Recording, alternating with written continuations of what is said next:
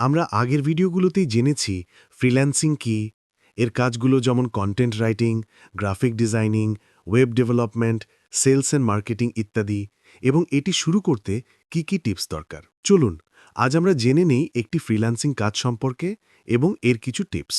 If you love to write, তাহলে আপনার জন্য সেরা ফ্রিল্যান্সিং কাজ হল কন্টেন্ট রাইটিং অর কপিরাইটিং।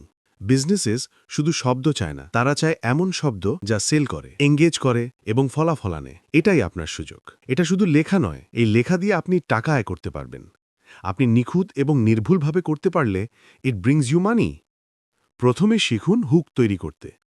যে কোনো অ্যাড, ইমেল বা সোশ্যাল মিডিয়া পোস্টের প্রথম 2 বাক্যই সবচেয়ে গুরুত্বপূর্ণ। আকর্ষণ বা জরুরি ভাব দিয়ে পাঠকের মনোযোগ আকর্ষণ করুন।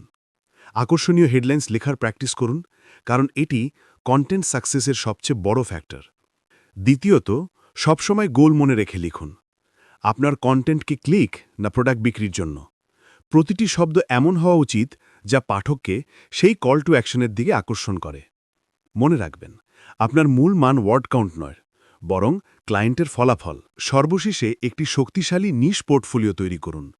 10 ধরনের রাইটিং দেখানোর চেষ্টা করবেন না, বরং 2টি কেস স্টাডি করুন, যেমন একটি Facebook ad, website landing page এবং প্রোডাক্ট ডিসক্রিপশন।